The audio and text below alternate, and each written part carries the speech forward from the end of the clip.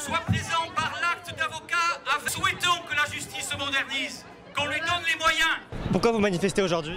Écoutez, vous avez entendu les slogans, c'est pour une justice qui ne serait pas traitée par des algorithmes, mais bien par des juges, parce que malheureusement la réforme qu'on nous annonce, qui est une réforme dite budgétaire, est une réforme qui veut moins de juges, moins de tribunaux et un accès plus difficile à la justice par rapport aux justiciables.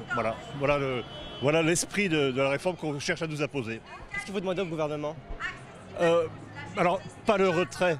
Une réforme, on en a besoin. On a toujours besoin de réformes dans cette matière si mouvante qu'est le droit. D'ailleurs, nos codes changent toutes les années, c'est pas pour rien. Non, mais nous avons des points durs de dissension avec le gouvernement pour tout ce qui touche la difficulté qui est faite, notamment au territoire. Moi, j'appartiens à un petit barreau et nous souffrons déjà beaucoup du désengagement de l'État.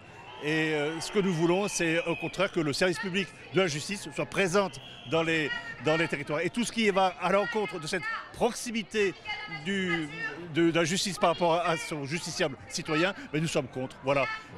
Pour une réforme, pour certains aspects de cette réforme, notamment la numérisation, nous sommes tout à fait pour, mais pas tout ce qui est considéré comme liberticide.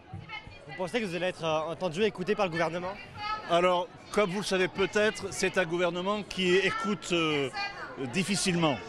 Il a pour charge de réformer la France et beaucoup d'entre nous sont tout à fait d'accord. Il faut réformer. La méthode qui est choisie n'est pas respectueuse. C'est une méthode où on masque les textes qui sont en préparation, où on parle de concertation alors qu'il faudrait véritablement discuter, je dirais même négocier sur certains points, parce que quand même notre profession, les professions de la famille judiciaire ont des choses à dire à propos du fonctionnement de la justice. Chers les salariés des offices notariaux, merci à vous. Une complexification pour le justiciable. Ah. Ok.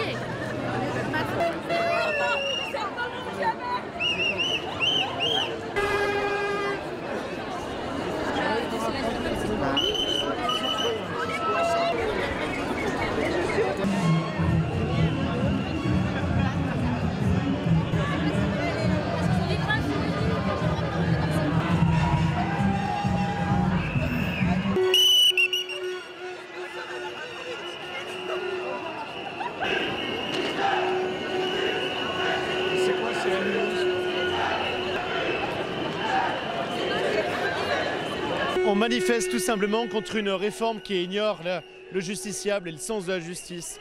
Une réforme qui ignore que la justice doit être partout pour tous, qu'on soit prévenu, qu'on soit victime, qu'on ait besoin de conseils, d'être assisté devant une juridiction. Pas une justice 2.0 qui donne un code erreur 404. Il faut certes réformer la justice, mais il faut lui donner les moyens. On est 21e en Europe au niveau du budget, alors qu'on est censé, en théorie, être le pays des droits de l'homme.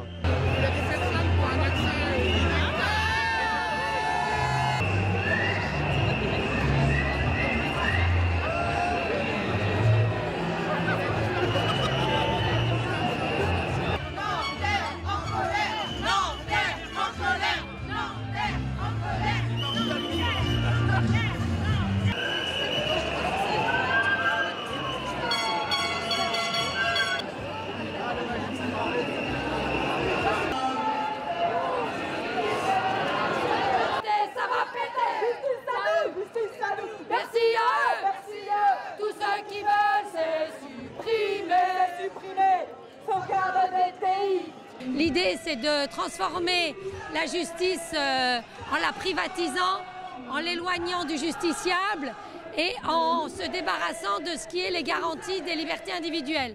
Donc on ne peut pas du tout souscrire à ce projet de loi. Il est présenté comme quelque chose de plus simple et de plus efficace. En fait, l'idée, c'est uniquement de confier la justice à l'entreprise privée, ou en tout cas une partie de la justice, et de priver les justiciables les plus précaires de l'accès aux juges. Donc on ne peut pas du tout se satisfaire de ça. Vous pensez que vous allez être entendu et écouté par le gouvernement? Alors pour le moment, on ne peut pas dire que ça les passionne, notre mouvement. C'est pour ça qu'aujourd'hui, il me semble qu'on est quand même bien monté en force et que là, il va peut-être falloir que la ministre de la Justice et que le gouvernement se penchent un tout petit peu sur ce qu'on a à dire. Parce que pour le moment, c'est le mépris le plus total face à la contestation qui est absolument globale entre les fonctionnaires, les avocats et les magistrats. Dans le pays, il y a aussi la SNCF, il y a Air France, il y a plein comme ça de corporations qui se mettent en grève, qui protestent. Est-ce que la justice, les avocats aujourd'hui rejoignent le mouvement? C'est-à-dire qu'il y a quand même un vrai ras-le-bol qui monte de tas d'endroits de la société. Il y a les étudiants aussi, pour dire que ce n'est pas de cette justice-là qu'on veut et plus généralement de ce service public-là, parce que les hôpitaux, ils souffrent comme nous. Et je pense qu'on va finir par les obliger à nous écouter. En tout cas, on fera assez de bruit pour ça.